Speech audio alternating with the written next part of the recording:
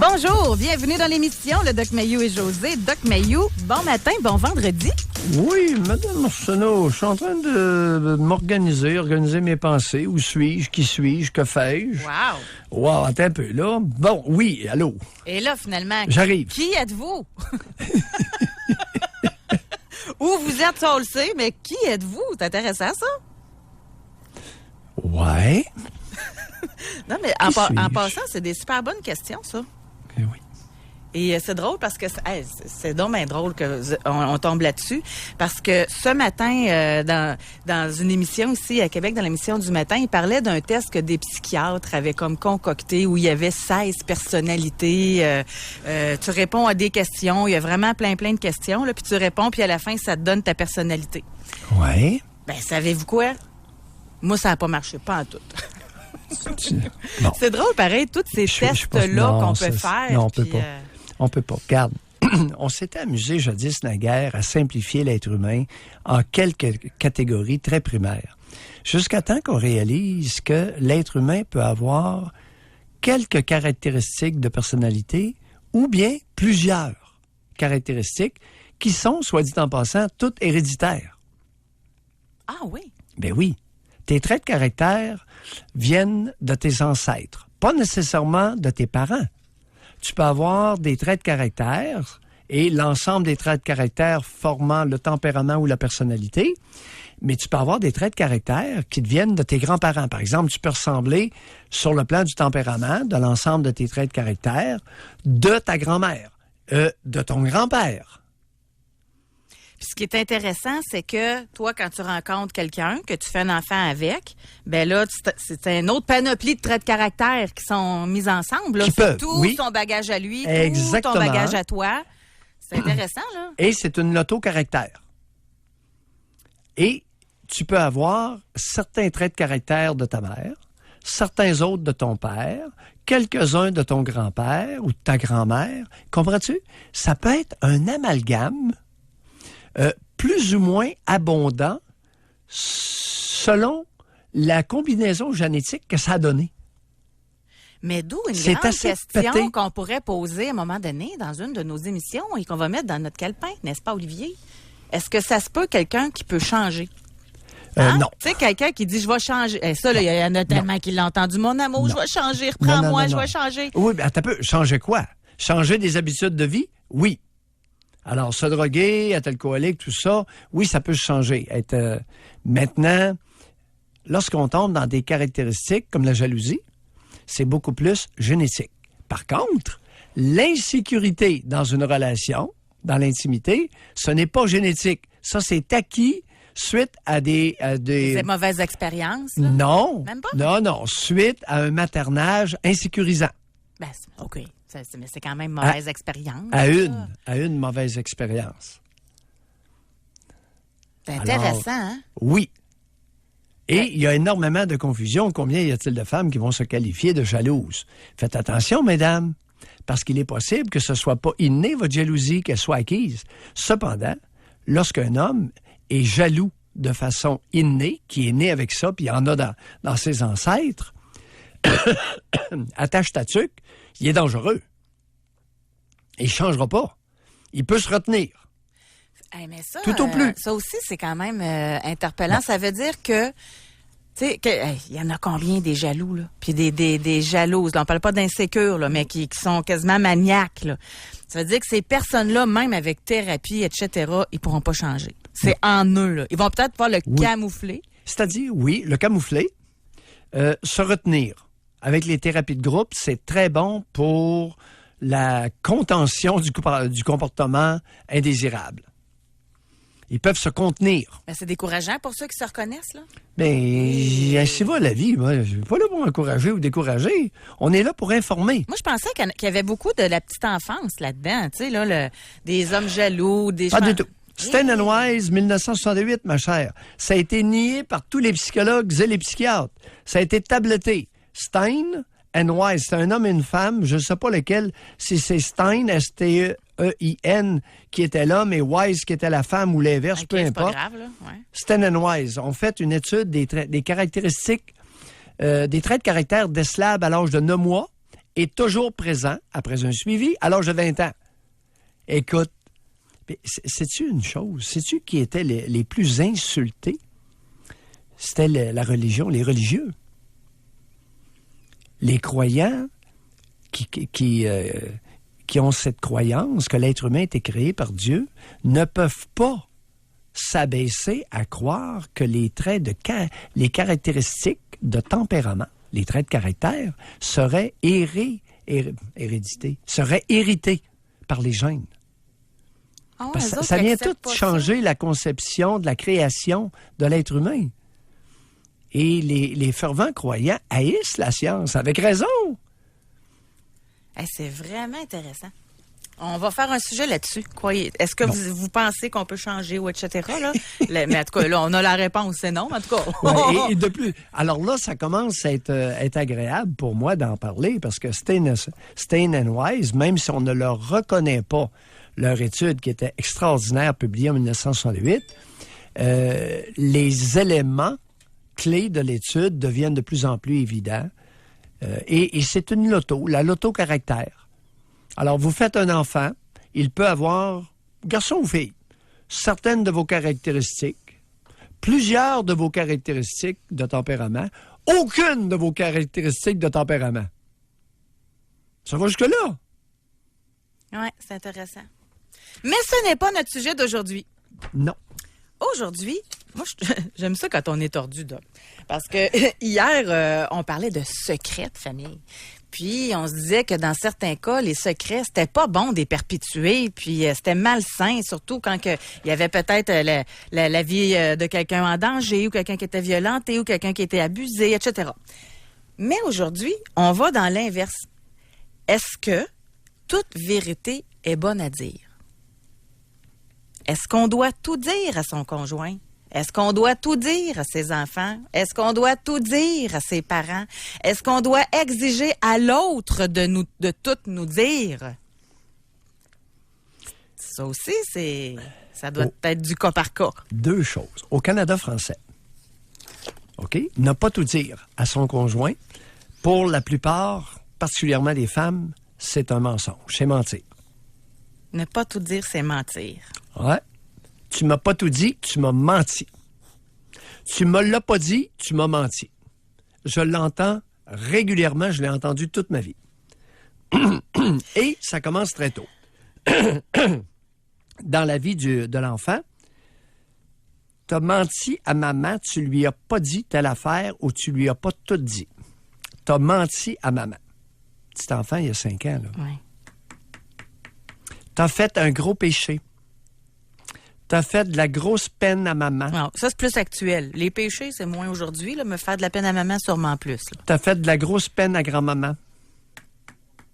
Tu as fait de la grosse peine à grand-maman qui est au ciel. Ça roule encore, là. Hey, c'est de la pression, ça, sur un petit enfant? Oui, 4 ans, 5 ans. Tu as fait de la peine à grand-maman qui est au ciel. Aïe, aïe. Ouah! Ça doit être Ça très roule. traumatisant. Alors, chaque mère a sa conception personnelle du mensonge. Là, c'est pour ça qu'on en parle aujourd'hui. Et on va essayer de s'entendre entre adultes, là. Puis on va démêler les enfants. Oui. OK? Des adultes. Oui. Aujourd'hui, on va s'intéresser aux adultes. Oui. Parce qu'à 11 ans, qu'un enfant d'11 ans dise ou taise des choses, on ne peut pas lui en vouloir parce que son jugement n'est pas suffisamment fixé, déterminé. Et le jugement, c'est quoi, chers auditeurs? C'est la capacité de jauger une situation et de réagir adéquatement. C'est ça, le jugement. Mm-hmm. Et je vous préviens, c'est très inéquitablement réparti dans la société. Le jugement. Oui. Malheureusement, de naissance, il y a beaucoup d'adultes qui en ont pas reçu du tout. Et ils peuvent être extrêmement brillants.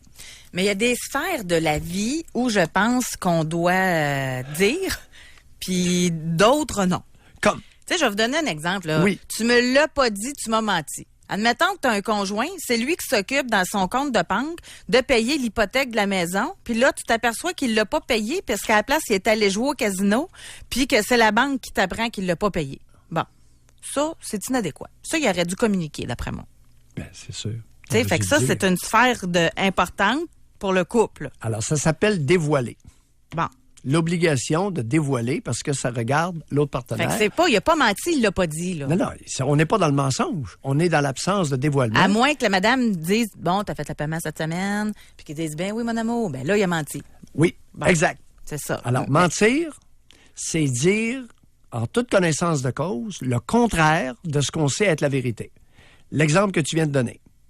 Oui, chérie, j'ai fait le paiement de l'hypothèque. Alors qu'il a pris l'argent puis il est allé jouer au casino. C'est ça. Ça, c'est mentir. Il sait très bien ce qui est arrivé. Il sait très bien ce qu'il a fait. Et il dit le contraire, en toute connaissance de cause, à sa conjointe. Maintenant, c'est un même Snoro, là. Au casino, il a trompé sa femme. Il a rencontré une madame. Doit-il le dire à sa conjointe? Doc Mayou, nous allons répondre à cette question-là au retour de la pause. Pour rejoindre l'équipe du FM 93, composez le 670-9330. Jusqu'à 11h, au réseau Cogeco. Doc Mayou et José. Arsenault. Avec le Doc et José Arsenault. Alors, aujourd'hui, dans l'émission...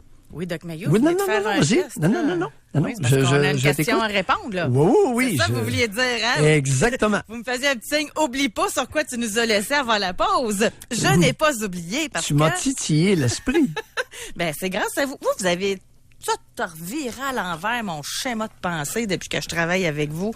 Moi, s'il y en a une qui était stricte, là, mais vraiment stricte, là, j'apprends à être ouverte. Bon, à faire du cas par cas. Ouais. Et mais j'étais stricte, je l'avoue, concernant toutes les relations extra-conjugales. Bon. Là, j'ouvre mon esprit. Ça veut pas dire que je suis infidèle en passant, là, mais j'ouvre mon esprit sur les différentes histoires et le pourquoi de chacun et leur réaction. Mais quand même, dans notre question aujourd'hui, doit-on tout se dire?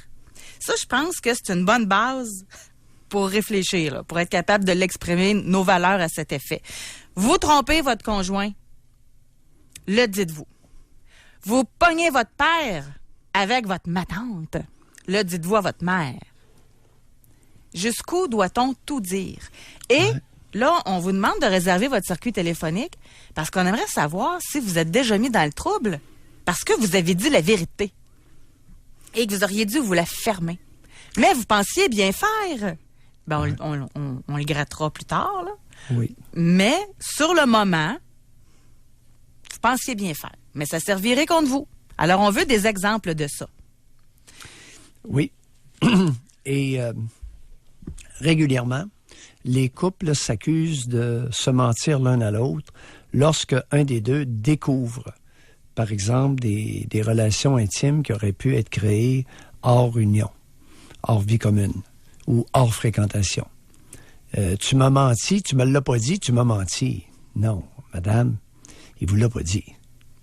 Bon, pour quelle raison? Ça lui appartient. Il vous l'a pas dit. Oui, mais il me doit toute la vérité. Hé. Garderie à ciel ouvert? Oui. Mais, tu as soulevé une question tout à l'heure. Oui. L'histoire du casino. Oui. Notre gars, il est allé au casino. Et là, il a rencontré quelqu'un, puis ils se sont envoyés en l'air dans le stationnement. En plein ça. Il a noyé sa peine. Il l'a accompagné. OK. Et c'est arrivé dans le stationnement souterrain. Bon. Ils ont eu un peu d'intimité dans le souterrain. Alors, est-ce que Arthur est tenu de dévoiler à Georgette qu'il s'est fait faire une petite fellation dans le stationnement souterrain du casino? Ça dépend. Ça dépend du but recherché. Est-ce que tu savais que le fait de dévoiler ce qu'il a fait peut être un geste enfantin de la part d'Arthur? Ça peut être un geste provoquant. Arthur, il est tanné. Oui, c'est ça. Puis il espère que... Il est lâche. Il est pas capable de dire qu'il veut casser. Oui. Il a hâte qu'elle décrisse. Pour utiliser un mot clair, là, le verbe décrisser. Il a hâte qu'elle décrisse. Et... écoute, il a pris n'importe qui, là, être en état de boisson, puis là, il est tout content d'annoncer à sa légitime qu'il s'est fait faire une fellation. Mais je pense que des fois, juste là-dessus, là, parce que moi, c'est ça qui m'a fait changer, entre autres, là, mon opinion, que j'étais moins drastique. C'est une sorte de sabotage de la relation, là. Ouais. Mais pour en avoir entendu dans le passé, même avec vous, il y en a qui le réalisaient en ondes, en vous parlant, qui avaient fait ça. Ouais. Tu sais, mais que sur le moment, ils pensaient vraiment que c'était un geste de folie passagère. C'est même pas ça, là, mais en tout cas, un geste impulsif. Ils ont eu cette relation-là, se sentaient tout coupables, l'ont dit à leur conjointe, en sachant très bien que la conjointe allait dire, page 138 du dictionnaire, des crises. Oui. Fait que c'est ça.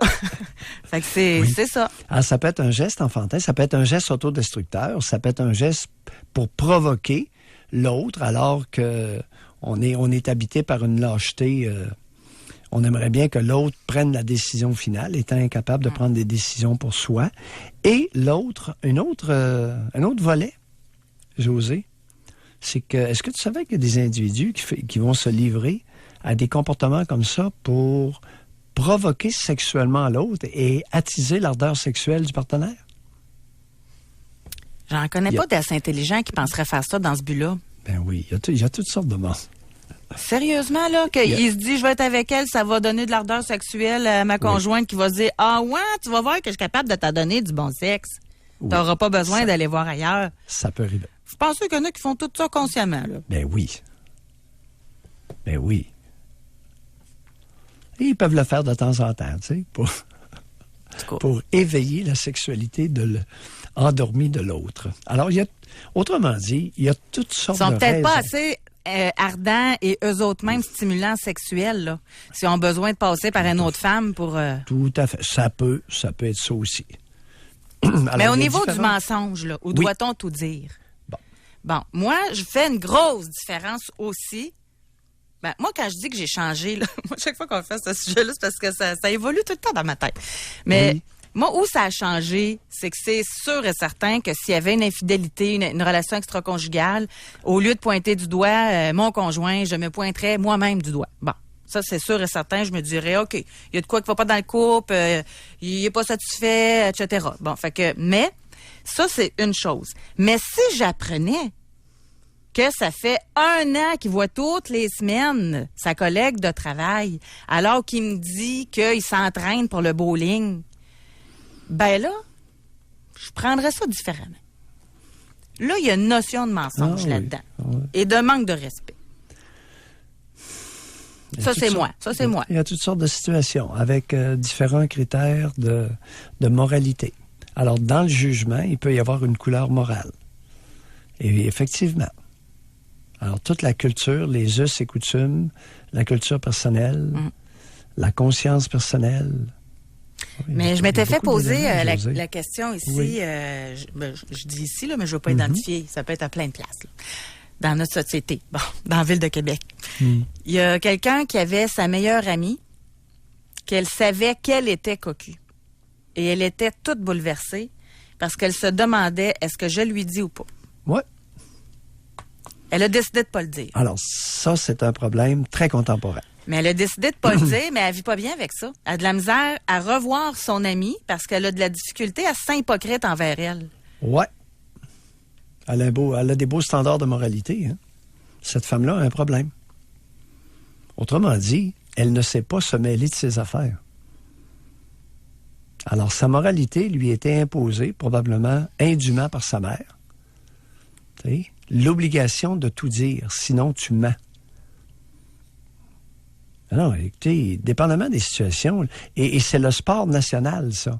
D'ailleurs, chez beaucoup de femmes au Québec, de dévoiler des éléments qui ne les regardent pas à leur meilleure amie,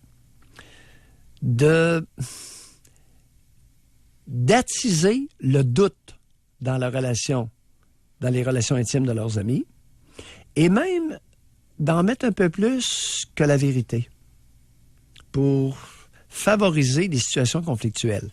Très québécoises. Vous pensez que les hommes, ils voient un exemple, la conjointe de leur bon chum, là, leur meilleur chum, leur best chum, puis ils le diront pas? Beaucoup moins. Beaucoup moins. C'est un sport à la québécoise. Ah, ben oui. Alors, entre amis, là, écoute, entre amis, là, c'est n'importe quoi. D'où le point de départ que je prétends, on éduque mal les fillettes au Québec parce qu'on se ramasse avec des femmes adultes qui font n'importe quoi, y compris inventer, être indûment soupçonneuse. Ben, tu sais, Henriette, tu sais, je suis très mal à l'aise de te le dire. Oui, mais j'ai vu Mathurin entrer chez une telle. Et là... Mais ça, c'est pas pareil. Là-tu pas qu'Henriette part? Ça, c'est du placotage. Là. C'est Ben pas oui, correct. Non, mais c'est plein. Mais admettons, Alors... je reviens avec un exemple concret, contemporain. Moi, je suis chez nous, OK? J'organise un souper d'amis avec différents couples. Puis là, tout le monde le sait que je suis cocu. Puis personne ne me le dit. Là, à un moment donné... Tu sais, c'est... Il y a le fait de se mêler de ses affaires, mais il y a le fait aussi de pas... parce que ça arrive souvent, ça, que la personne cocu, c'est la seule qui le sait pas. Bon, vous allez dire qu'elle est niaiseuse. Non, je ne dirais pas ça. Mais quand même, tu fais quoi? Que... Moi, j'aurais un problème avec une bonne amie, puis ça serait pas pour faire ma placoteuse, puis tu sais quoi? Ça serait pas ça. Ça serait, hey, wake up, tu fais rire de toi, là. José, question. Comment se fait-il que tout le monde le sait puis que la principale intéressée ne le sait pas qu'elle est cocu? Bon, mais c'est ça que je dis. Elle est peut-être épaisse, là, peut-être niaiseuse. Non. Il y a peut-être des individus, il y a peut-être de petites langues sales dans le groupe qui ont propagé une nouvelle, qui l'ont peut-être distorsionnée. Ben oui. Ouh! Ou que le conjoint s'en vante, là. Ou qui a été vu. Oui, ça se peut qu'il s'en soit vanté. Puis là, son chum de gars qui l'a vu pour que lui passe pour un bon gars, rabaisse son chum. Bon. Fait qu'il va le dire à sa conjointe. Moi, je suis correct, mais lui, il est pas bon, il est pas fin, lui. J'ai vu tout récemment, effectivement, un homme dénoncer une femme auprès de son conjoint par convoitise personnelle. Il voulait l'avoir, puis il était pas content. Il a voulu mettre du trouble dans la femme. Oui. Okay. Écoute, tout ça existe actuellement. Mais il y a des cas qu'on doit devoir le dire, me semble. Je sais pas. Aux auditeurs de décider, vois-tu? Bon, moi, j'aimerais le savoir. C'est une question de jugement personnel et non pas de jugement social collectif. Ne pas confondre le jugement personnel. Là, ma mère a dû jouer un rôle là-dedans, là, mais j'ai en tête mes meilleures amies de femmes. Là. Oui. Puis j'aurais bien de la misère à faire comme si de rien n'était. Beau souper avec leur conjoint à côté, puis moi faire comme si je suis pas au courant. Bon, je penserais à vous, je vous appellerais sûrement. José, comment tu l'as appris?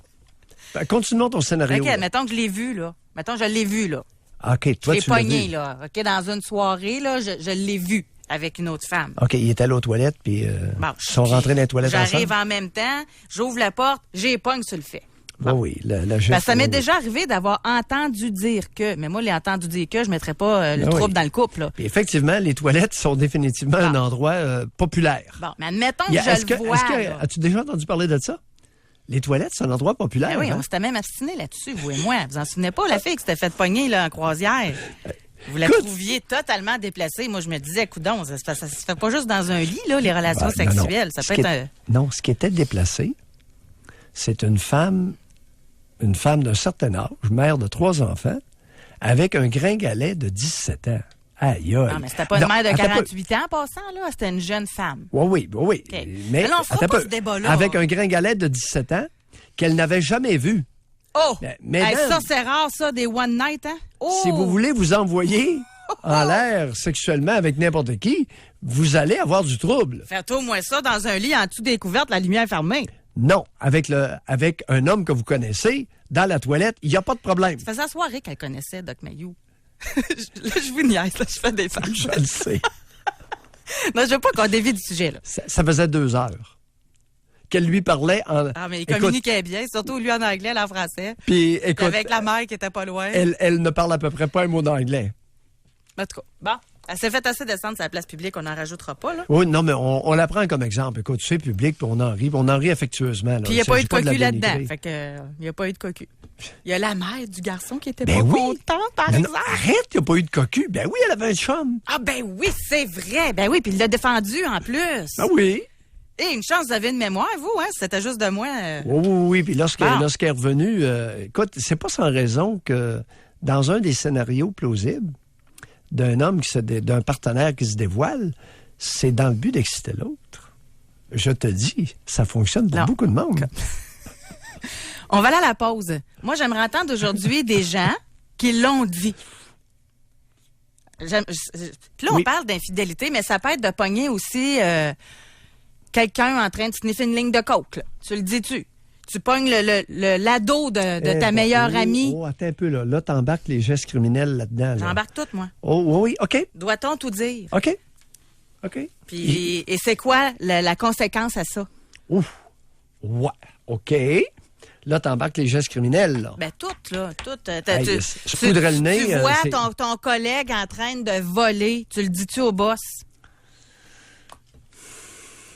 C'est tout, là. Parce que c'est large, là. Doit-on tout dire? Dans notre société d'aujourd'hui, on devrait tout dire.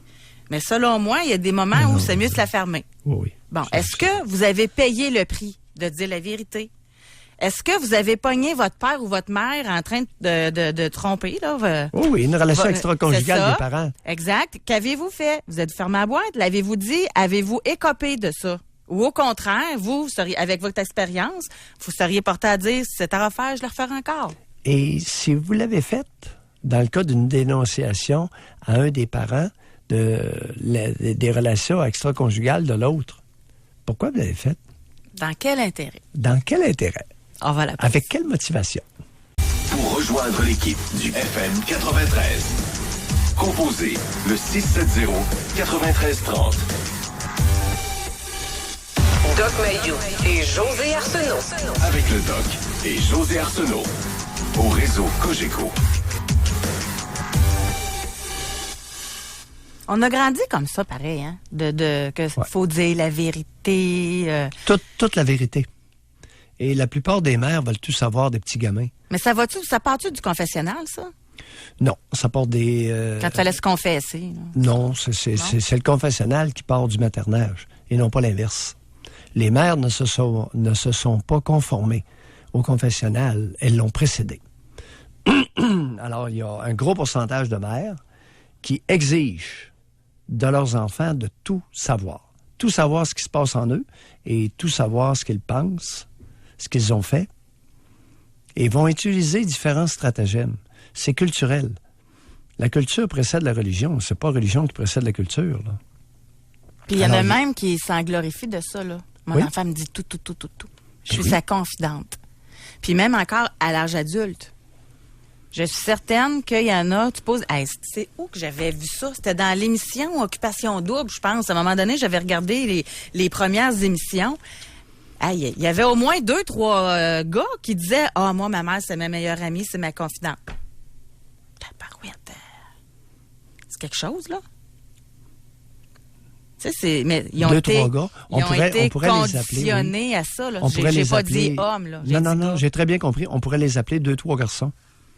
Ah oui. Psychologiquement, au niveau de la maturité, ce sont des garçons qui ont été dressés habilement par une mère. C'est pas très excitant sexuellement, ça. Tu sais, tu rencontres une fille, j'aimerais ça que tu me présentes tes amis, de qui t'es le plus proche? Ma mère. Alors, mesdames, si ça vous arrive, là, vous pliez bagage tout de suite. Hey, là, je dois Sans insulter une embâche. couple. Je suis sûre que j'en insulte en disant ça, là, mais... Non. Mais il faut le comprendre, là. Faut, tu sais, tu sais, on parlait de l'émission, c'est quoi une femme? C'est quoi un homme? Ben, un homme, d'après moi, il appelle pas sa mère à toutes les 10 minutes pour y raconter ce qui s'est passé dans sa vie, là. Jamais. Par contre, la proximité mère-fille, aucun problème. Maintenant, en autant que la mère n'est pas trop envahissante, là. Alors, s'il faut qu'une femme appelle sa mère 3 fois par jour, messieurs, inquiétez-vous, là. Ben, je pense qu'il faut aussi, en tout cas, selon moi, là, mais il faut aussi laisser le jardin secret. Il faut aussi laisser une part de, je sais pas, quelque chose qui appartient à l'enfant aussi, là.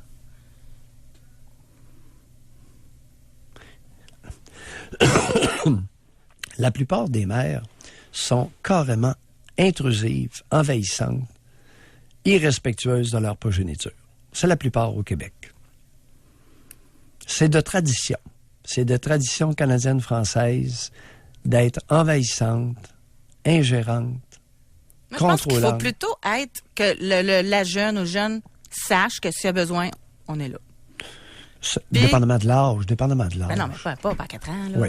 Mais adolescent. Là, je suis dans Ben l'adolescence, oui. moi. Ben oui. Fait que c'est, tu sais, s'il y a de quoi, on est là. S'ils veulent se confier, on est là. Mais s'ils veulent pas, Puis, tu sais. je vois régulièrement des situations où la mère n'attendait, et maintenant c'est les pères, OK? La mère ou le père n'attend qu'une erreur pour littéralement matraquer psychologiquement l'enfant en lui reprochant « Je le savais, tu m'as menti, tu m'as pas tout dit, tu m'as caché ça, tu m'as menti. » Et là, culpabilise l'enfant qui est sensible et intelligent, comme ça se peut pas. Alors, les pères nouvelle vague avec leurs filles, là, c'est vraiment tout croche, José, sont inquiétants. Le fait que les familles soient moins nombreuses a fait éclore une panoplie de conflits, de situations malsaines, de situations extrêmement malsaines.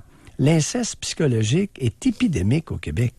Ça n'a pas de bon sens. Mais pensez-vous que c'est ça qui fait en sorte que, devenue adulte, la femme va s'attendre à ce que son conjoint lui dise tout, que ça se propage, Ben oui, là, ça se ça se perpétue. Exactement.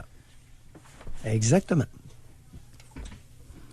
Tu sais, on élargit beaucoup aujourd'hui la question, doit-on tout dire? Là? Vous êtes dans le domaine de la psychiatrie, on l'a déjà effleuré comme sujet, mais est-ce que tu le dis à ton nouveau compagnon que tu prends des antidépresseurs? Est-ce que tu dis à ton compagnon que tu as déjà fait des épisodes de psychose? Ben oui. Ça en fait partie du questionnement de certains. Là.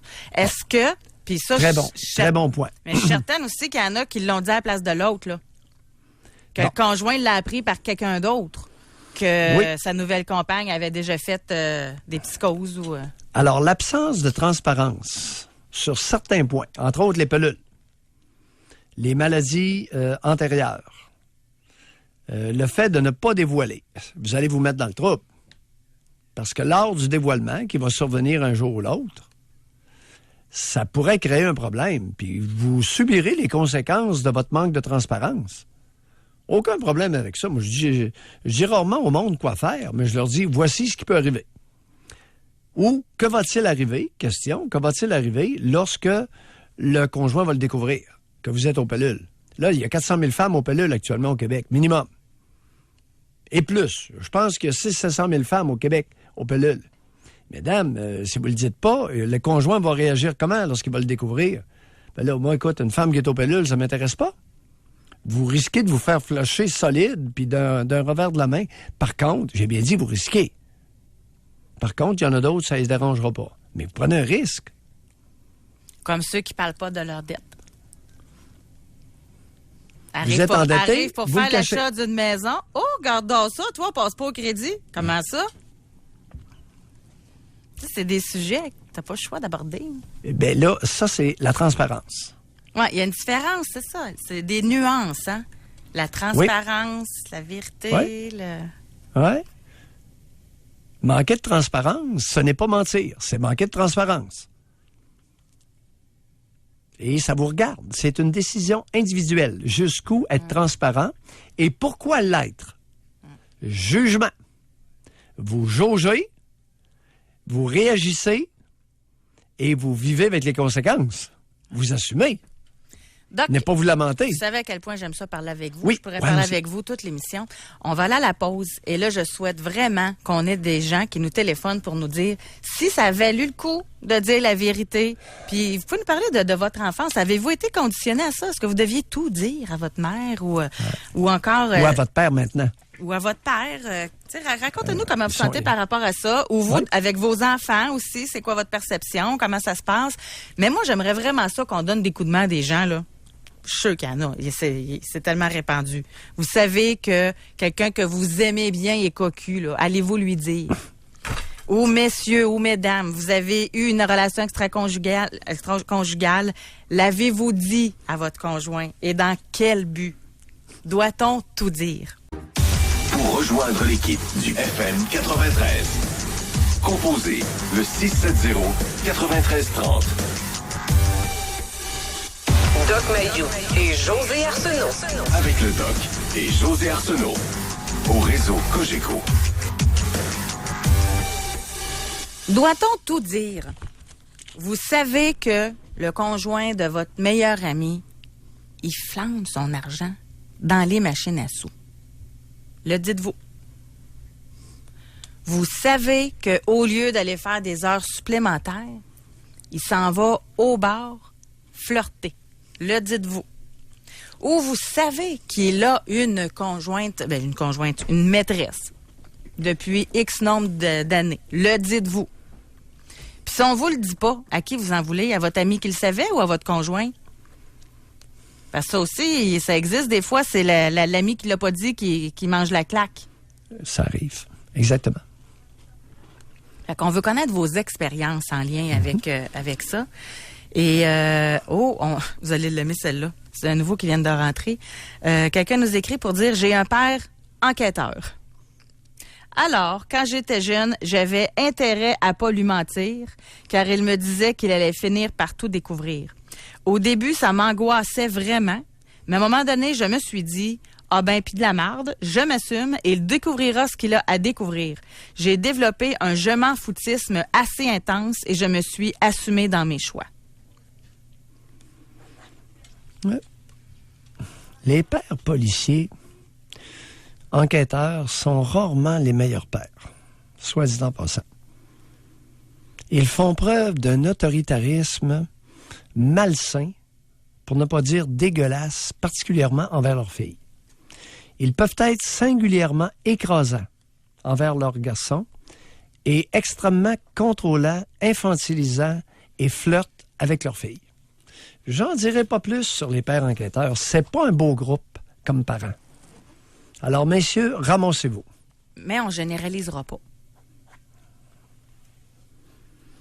Ramassez-vous puis regardez-vous. On a une auditrice. Et ça, c'est ce que j'entends, puis c'est un peu, ça va dans le sens que j'amenais tantôt. Des fois, l'ami qui ne le dit pas est quasiment plus perçu comme étant une mauvaise personne que celui qui a fait la relation extra-conjugale. Oui. Ouais. Puis merci à l'auditrice de le communiquer. Elle dit, commentaire sur l'émission en cours, j'ai été trahie par ma meilleure amie qui savait que mon compagnon me trompait et m'a rien dit. Si je l'avais su à temps, j'aurais quitté cet homme plus tôt et cela m'aurait évité 6 mois de tromperie. Tous mes amis étaient au courant, sauf moi. Ils voulaient m'épargner, mais je l'ai pris comme une trahison. Personnellement, je préfère être au courant de tout ce qui me concerne directement. Je ne veux pas me cacher les yeux dans le sable comme une autruche. Je veux savoir. Pareil, si j'avais une grave maladie, je voudrais le savoir. C'est ma vie. Je veux être informée de ce qui me concerne directement et prendre ensuite mes propres décisions. Ne confondons pas les choux et les carottes, là. Le devoir du médecin versus votre attitude cavalière et hautaine face à vos amis, c'est autre chose, là. Alors, le médecin est tenu de vous informer de votre état de santé. Vos amis ne sont pas tenus d'aucune façon, ni par un code de déontologie, ni par la loi, de vous informer que vous êtes cocu, madame. Lorsque vous prétendez que vous êtes trahi par votre meilleure amie, non. Vous n'avez pas été trahi. C'est pas elle qui a couché avec votre chum. Alors, s'il vous plaît, revisez vos affirmations et demandez-vous qu'est-ce qui s'est passé autour de vous. Il y en a une qui a appris quelque chose, puis elle l'a mémoré à toutes les autres du cercle. Pour que tout le monde le sache, faut qu'il y ait eu du mémérage. Bon. Ça, c'est sûr. Et personne ne l'a dit. Bon. Maintenant, votre amie en question ne vous a pas trahi. Elle a jugé préférable de ne pas vous le dire. Est-ce qu'elle a eu raison? Est-ce que ça a été bien, moins bon? Écoutez, ça se discute, mais c'est la décision de votre meilleur ami. Et j'aurais une petite question pour vous. Jusqu'où êtes-vous capable de respecter l'autre et de respecter les autres, madame? Votre respect de l'autre, de 1 à 10, êtes-vous capable de vous coter à 3? Ça doit être blessant quand même, là. On connaît pas toute l'histoire, là, non. mais ça doit être J'ai blessant. une trahison. Non, c'est ça. Une trahison. Ma meilleure amie m'a trahi, elle ne me l'a pas dit. Hey, un peu de respect pour votre meilleure amie. Moi, j'aimerais pas ça être le meilleur ami d'une dame comme ça. Non, vous manquez singulièrement de jugement. Non seulement vous avez un problème de respect de l'autre, mais vous avez aussi un problème de jugement. Vous jaugez très mal les situations et vos réactions peuvent être déplorables et contre votre meilleur intérêt. Et c'est plein. Chez les femmes, c'est plein. Cet exemple-là est criant. Moi, je pense que si on faisait un petit sondage, là, votre conjoint a une relation extra-conjugale, okay, avec quelqu'un d'autre, là, c'est sûr, ça va ensemble. À qui en voulez-vous le plus? À votre meilleur ami qui ne vous l'a pas dit ou à votre conjoint? C'est drôle, hein, j'ai un doute que ça serait pas mal égal. Écoute, le jugement est un problème majeur chez une majorité de femmes au Québec. Et je vais aller plus loin en passant. L'autre question, ça serait à qui en voulez-vous le plus? À votre conjoint ou à la maîtresse? Ou à l'amant?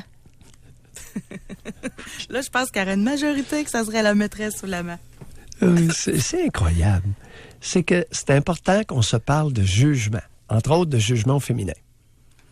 Parce que on éduque mal les fillettes au Québec. Il n'y a pas d'éducation. Je trouve sévère là-dessus parce qu'il y a des hommes qui réagissent, vous le savez, oui, qui réagissent très mal là, par rapport aux relations extra-conjugales. Oui, ils ont envie de tuer. C'est vrai. Un mauvais jugement aussi.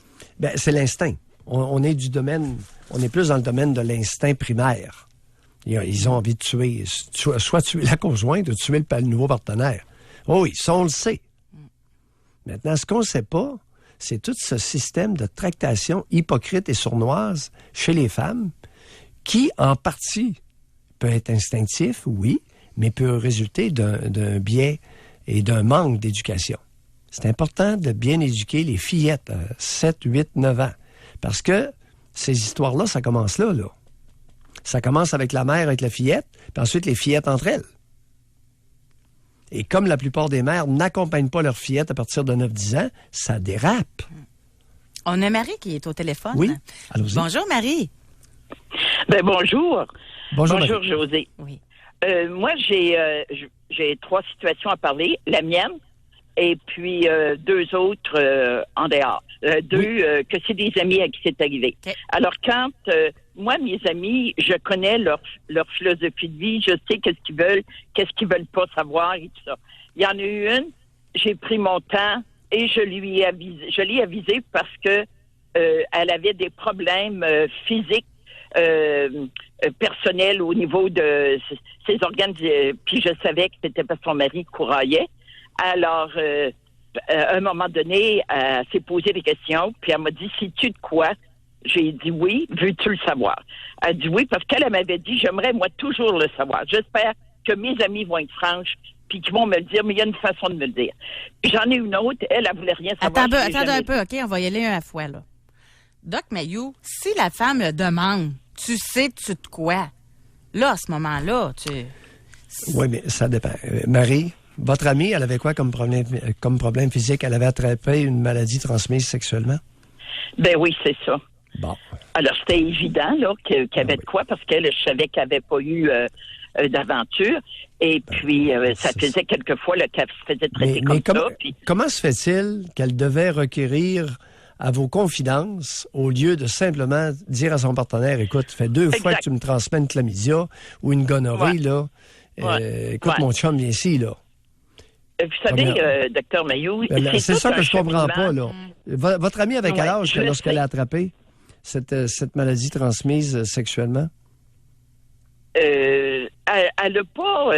elle lui a dit... Alors, elle avait quel âge? Aussi, elle avait quel âge la dernière fois qu'elle avait... j'avais pas compris votre question. Oui. Elle avait, j'aurais dit 45 ans à peu près.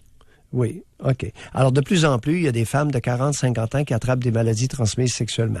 Et c'est ce type de maladie-là, les maladies transmises lors des relations sexuelles ne sont plus l'apanage des jeunes. D'accord? Et il y a des personnes de 40, 50, 60, même 70 ans qui vont se pincer une chlamydia ou une gonorrhée. Alors, mais moi, les le point que je voulais emmener à votre émission, c'est que quand on a des amis, les femmes, ils parlent beaucoup entre elles. On sait si notre amie veut le savoir ou si elle est mieux, elle ne jamais savoir ces choses-là. C'est des discussions des fois qu'on a avec des femmes de 45 ans, oui, 50 mais Marie, moi, je veux bien votre morale, là. Vous appelez pour faire la morale aux autres femmes, je veux bien. OK, j'ai pas de problème avec ça. Cependant, non, je fais pas la morale, monsieur, je dis juste mon expérience. Non, vous faites la morale. Il y a une différence entre l'expérience et la morale. Alors, Marie, ce que je voulais vous mentionner, là, c'est que votre ami qui vous a demandé conseil, est-ce que tu sais quelque chose concernant mon conjoint? Vous avez manqué une belle occasion de la retourner à elle-même et de lui dire, écoute. Ben oui. À l'âge que t'as. Pour qui vous me parlez? Hey. Ben là, je vous ai dit qu'est-ce qui est arrivé, c'est que moi, je suis allé au plus court et je vous ai dit Bye, Marie. Votre capacité d'écoute, là. Ah, ben là, continuez donc comme vous voulez, Dr Mailloux, je vois bien. Oui. Alors, l'opinion de... Non, aucune capacité d'écoute. Tu vois, ça appelle pour faire la morale au nom des autres. Elles sont le problème. Je vais vous donner un exemple, OK? Son ami qui a 45 ans, c'est vrai, là? Son ami qui a 45 ans lui dit, écoute, ça fait 2 fois que je pogne des gonorrhées. Alors, Marie, si elle avait été intelligente, aurait dit à son ami, écoute, à l'âge que t'as pas attrapé ça sur un banc de toilette. Hein? Toi, tu le sais avec qui t'as copulé. Alors, t'as pas besoin de mes confidences. Tire tes conclusions. Ça aurait été une incitation à la croissance entre femmes. Ce que la plupart ne sont pas capables de faire. Ah, moi, ça m'intéresse, là. Là, bon, il y avait les ITS de mêler là-dedans, là, c'est sûr. Mais mettons que tu as une amie qui te demande, tu sais tout de quoi, puis tu le sais. Tu revires ça comment? Tu lui ça dis, dépend. t'as des doutes, t'aimerais... Ça dépend. Ça dépend. Chaque situation est un cas d'espèce. Je serais mal à l'aise. Dans le cas qui nous a été présenté, écoute, une femme qui pogne 2 fois des gonorrhées ou 2 fois des condylomes. C'est assez clair, là. Tu pognes pas ça en regardant la TV, là. T'en parles pas à ton ami. T'en parles à ton médecin. Docteur, est-ce que j'ai pu attraper ça sur un banc de toilette? Le docteur va dire non. Condylome sur un banc de toilette, t'attrapes pas ça là. OK. Madame, vous seul savez avec qui vous avez eu une relation sexuelle complète, sans protection. Vous seul le savez. Ça se discute avec un intervenant médical, avec l'infirmière ou avec... Ça se discute pas avec l'ami. Mais là, il sait-tu quelque chose? Mais quelle insignifiance! Et elle se propose en modèle à suivre. Ah, c'est embarrassant. Les femmes ne se développeront jamais avec des attitudes comme celles prônées par Marie. Moi, je pense qu'elle appelait plus pour donner des exemples de situations, là. Mais ça ne veut pas dire que c'est la bonne chose à faire. Mais c'est pour ça qu'on fait l'émission, pour entendre des histoires, puis ensuite, avec vous, juger si c'est correct ou pas, là. Oui, et voir si c'est évolutif ou régressif. Est-ce que ce qu'a prôné Marie va dans le sens d'une évolution de la condition féminine au Québec? Ma réponse, c'est clairement non. C'est de l'infantilisation. Les femmes sont excellentes, beaucoup de femmes sont excellentes à s'infantiliser entre elles. Une joue à la mère, l'autre joue à l'enfant. Ben ça mais là, maman, dis-moi, relations. j'ai-tu pu attraper ça? Y a-tu quelque chose que tu sais que tu m'as pas dit? Hey, on est dans l'insignifiance culturelle consommée et ça se perpétue à cause de ces femmes-là. Bon, je me tais là. Bon, on va aller à la pause. Oui. On va prendre un petit arrêt, une petite pause. Et au retour, on s'en va à Saint-Hyacinthe. Pour rejoindre l'équipe du FM 93, composez le 670-9330. Doc Mailloux et José. Avec Doc Mailloux et José Arsenault. Au réseau Cogeco. On va aller au téléphone. Doit-on tout dire? C'est ça notre question aujourd'hui. Puis dans plein de sphères, là. Ça peut être en amour avec nos enfants, ça peut être avec notre patron, etc. On a Serge de Saint-Hyacinthe qui est là. Bonjour, bienvenue dans l'émission. Bonjour José, bonjour Doc. Oui, bonjour Serge. Doc, content de vous parler. En passant, je vais juste faire une petite parenthèse. Vous avez changé ma vie il y a une 20aine d'années. Donc, je suis bien content de vous parler aujourd'hui. Allez-y. À peu près dans la même époque que ça, justement, je travaillais dans une usine alimentaire J'étais laveur, je travaillais de nuit, puis il y avait un de mes bons amis, là, c'était vraiment un bon ami proche. On passait beaucoup de temps ensemble. On était 2 pères récemment séparés, donc avec nos enfants. On avait nos gardes en même temps. Vraiment, on passait gros du temps. Nos enfants s'amusaient ensemble, c'était bien correct. Oui. Puis, à un moment donné, lui, il était comme bien tanné de sa job. On avait une job de shop, là, qui n'est pas nécessairement ce que tout le monde aime faire. Lui, il était pas heureux là-dedans. Puis, à un moment donné, il commençait... Bon, il y avait bien des problèmes avec les contremaîtres parce qu'il se faisait harceler, selon lui, mais évidemment, c'était pas... Il courait après, mettons. Oui. Puis, à un moment donné, mais il avait reçu une journée de suspension, puis étant fâché, on était laveur. Donc, nous, notre job, c'est à toutes les 24 heures de nettoyer cette usine-là pour que le lendemain, ça reparte propre. C'est quand même important, beaucoup d'alimentaire, il faut que ce soit propre. Oui. Puis, lui, il avait dit, je vais me venger du boss, je vais mettre des bactéries. J'ai dit, OK, mais tu vas faire ça comment?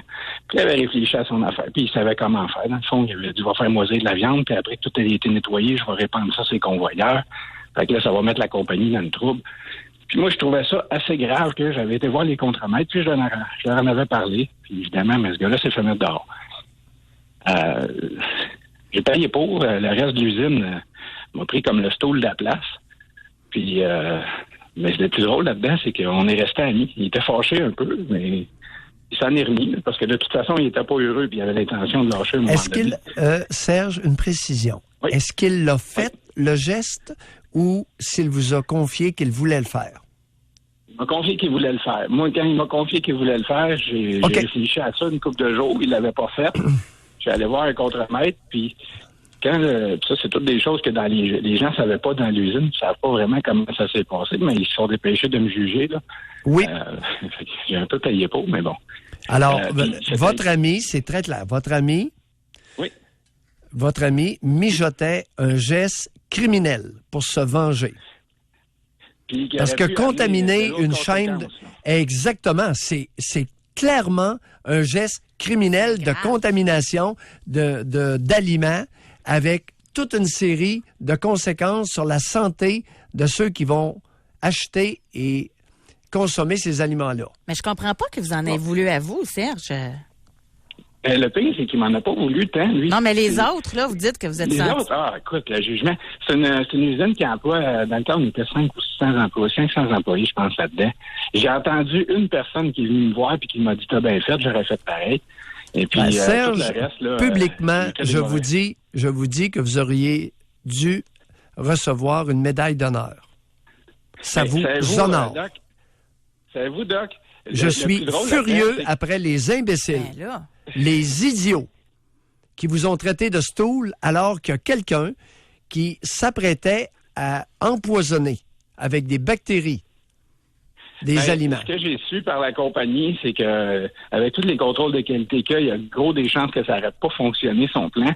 Mais eux ont intervenu tout de suite, ils l'ont rencontré. Puis le plus drôle, c'est ça, c'est que les gens ne savent pas le fond de l'histoire parce que dans la réalité, lui, l'employeur n'avait pas ce qu'il faut pour le mettre dehors. Ils l'ont rencontré, ils ont suggéré de prendre ses affaires puis de s'en aller. Et puis, il a accepté, mais s'il avait voulu se débattre, c'est une usine syndiquée, il aurait gardé sa job. En quelque part, ça faisait son affaire. Le plus drôle là-dedans, c'est que moi puis lui, on est restés amis. Et puis, il était fâché, c'est le coup. Ça a pris une couple de mois avant qu'il se défâche. Oui. Mais un coup défâché, ce qu'il m'a dit, lui, il m'a dit, c'est pas le temps que tu l'aies dit, il savait pas d'allure ce que je voulais faire, puis il dit, à la limite, je ne sais pas si je l'aurais fait, puis il m'a dit, j'aurais pu me défendre, puis j'aurais gardé ma job. Il dit, c'est juste, ce qui m'a fâché, c'est le coup, il dit, c'est que c'est toi qui as décidé du moment où j'allais quitter cette place-là. Et puis j'aurais voulu le décider moi-même. C'est juste ça qui est. Tu sais, puis c'est ça le plus drôle de rester amis, mais moi, je vous le dis, je me suis fait... écoute, il y a des gens qui ont écrit des toilettes que j'étais un stool, que j'étais un Serge, c'est vraiment... Vous savez, il y a un pourcentage de la population qui n'a pas de maudit bon sens. Écoute, il y a un employé d'une usine alimentaire qui s'apprête à empoisonner, littéralement à empoisonner des individus de la collectivité et on va vous traiter de stool. J'en reviens pas. José, ça me dépasse. Ça, c'est de la bêtise humaine et ils sont employés dans l'usine. Ouais. Ils sont employés dans l'usine alimentaire. Moi, je pense que ce jour-là, j'ai peut-être sauvé une couple de jobs aussi parce que 3 mois avant, il y avait eu un cas, parce que c'est une usine qui possède plusieurs usines, là, dans le fond, dont une à Trois-Rivières, on la nommera pas. Non.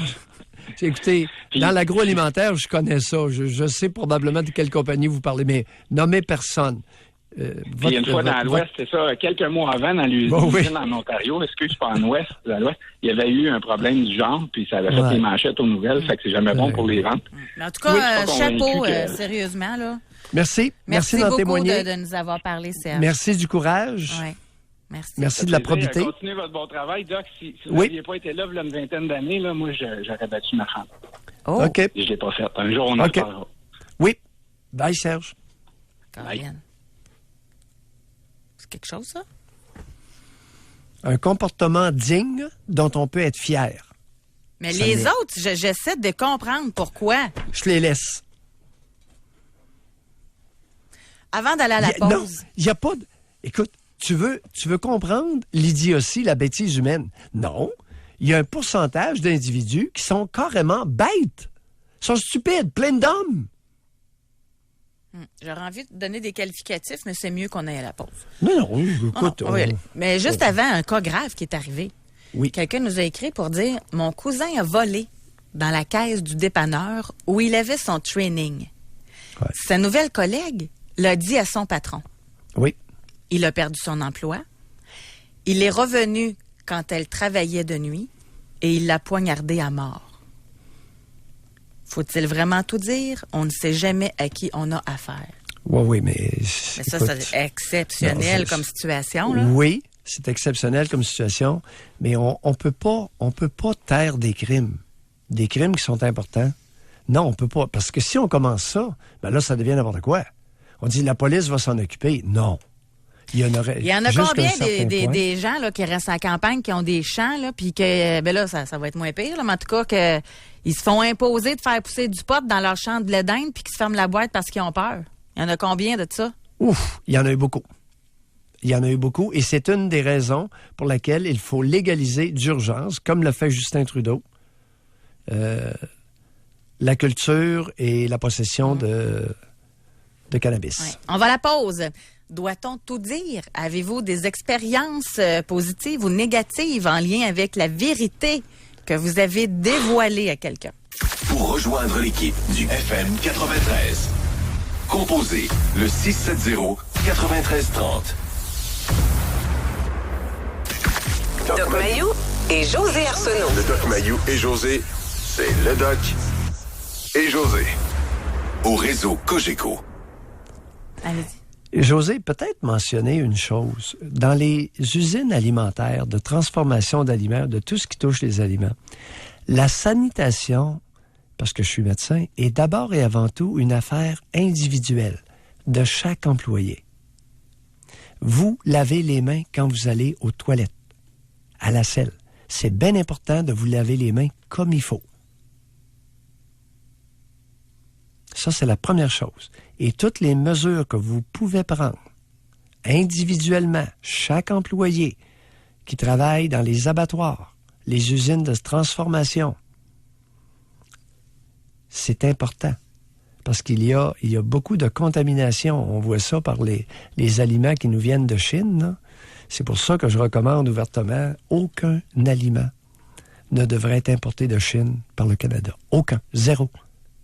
Leurs mesures de sanitation sont aléatoires. Et, écoute, on a même ramassé à un moment donné de la ménamine, qui est une protéine végétale, dans le lait des bébés.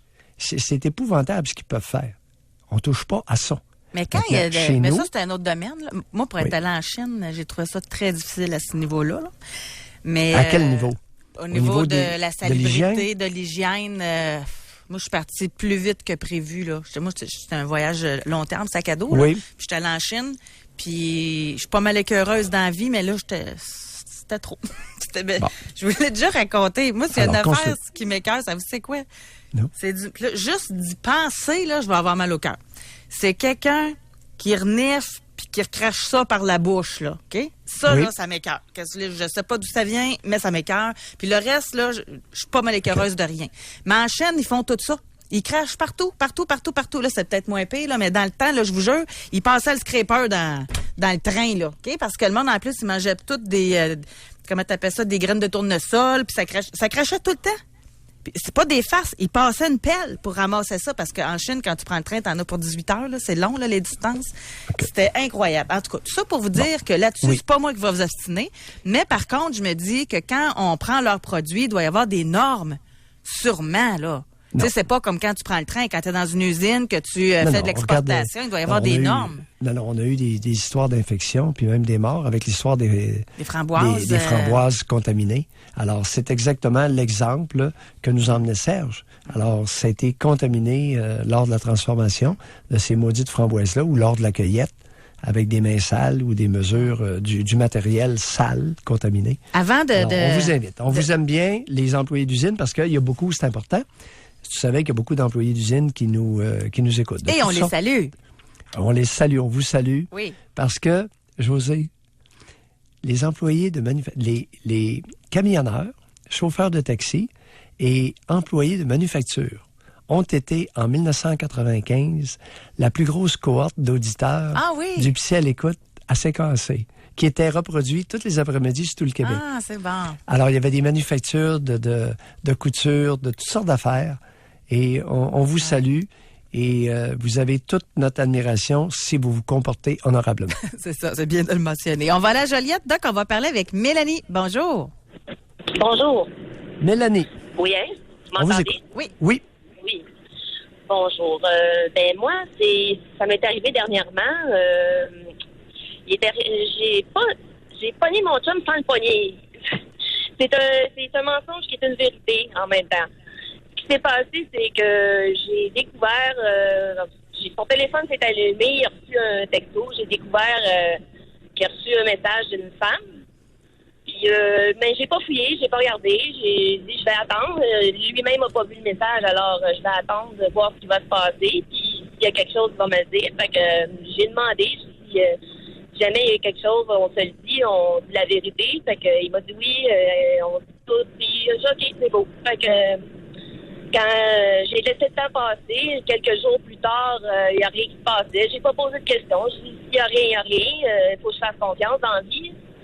Alors, c'est ça. Puis là, une journée que je travaillais, je m'en vais sur un réseau social. Et puis, je m'aperçois qu'il m'a bloqué plein de choses tout d'un coup. Fait que je l'appelle juste pour lui demander pourquoi. Il me donne comme réponse que c'est pour que les gens ne fassent pas de lien entre eux. Fait que moi, j'ai trouvé ça illogique un petit peu parce qu'on voit sa photo, on voit tout. Tout le monde peut faire un lien. Alors, il m'a dit que je pouvais avoir confiance si je voulais. Je pouvais regarder quand je voulais son Facebook, ses choses. Alors, moi, je suis revenue à la maison puis j'étais pas tellement bien avec cette situation-là. Et puis, c'est ça. Ça finit j'ai fini par lui demander s'il y avait eu des messages ou s'il y avait eu du contact avec quelqu'un de nouveau cette semaine, puis c'était peut-être à cause de ça qu'il voulait cacher des choses. Fait qu'il m'a dit que non, c'était pas ça. Fait que j'ai demandé si c'est vrai que je pouvais regarder. Fait que, excusez-moi, je vous en parle, j'ai gros shake, ça me fait vraiment, ça me trouble.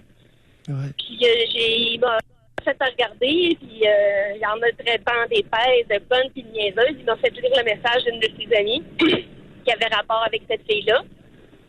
Tout en me traitant des pèses, de connes, de niaiseuses, puis en me disant qu'il n'avait pas répondu, il n'y avait pas d'autres filles qui avaient envoyé de message ou quoi que ce soit. Fait que je me suis excusée. Il m'a montré le message, puis j'ai vu qu'il n'y avait pas il y avait pas eu de correspondance avec elle. Alors, je me suis excusée d'avoir pensé des choses comme ça.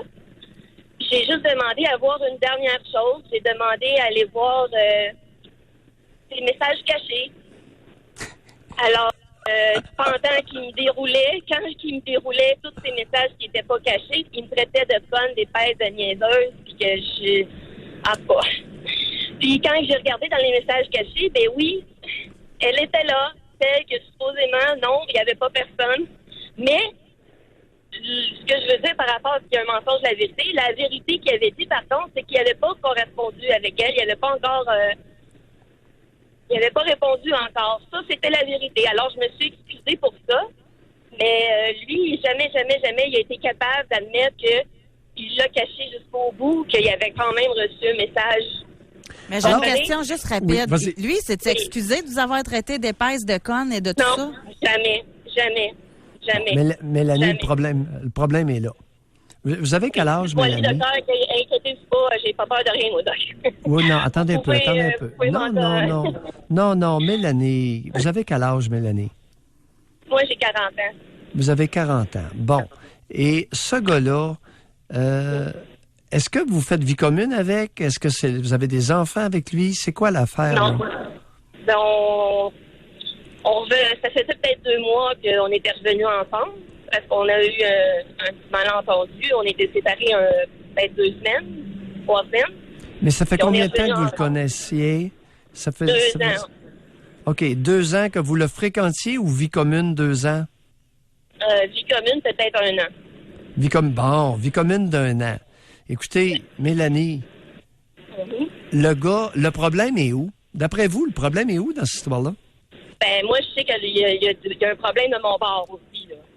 C'est-à-dire? Avec la confiance. Parce que j'ai un passé assez spécial, puis Oui. j'ai la difficulté un peu avec la confiance. Mélanie, non, le problème, c'est pas vous pour une fois, là. Ouais. On va arrêter ça. Le problème, c'est le gars. Le problème, c'est qu'il vous a méprisé à l'os. Oui. Épaisse, conne, niaiseuse. OK? Il n'y a eu aucun soutien. Non, Aucun Mélanie. soutien. Mélanie, Oui. fin de la relation. Oui, exactement. C'est ça que j'ai fait. Bon, Bon. parfait. Et le problème, ce sont ses propos. Épaisse, conne, niaiseuse. Oui, exactement. OK. Moi, je me dis que quelqu'un qui n'a rien à cacher, il va dire, puis qu'il sait que ça va faire. Non, Mélanie, peu importe les raisons. Épaisse, conne, niaiseuse, ça ne se dit pas dans l'intimité. Merci, Mélanie. Bonne chance. Merci de nous avoir parlé. Merci, Doc. Je vous adore les deux. Hein. Merci, Oui. c'est gentil. C'est tout le temps qu'on a. Merci beaucoup, tout le monde. Ça encore commence à une être fois. intéressant. Merci, William. Évidemment, Olivier aussi. Passe une belle fin de semaine. À lundi. Soyez là lundi, 9h30, pour une autre édition du Doc Mayou et José. Au réseau Cogeco.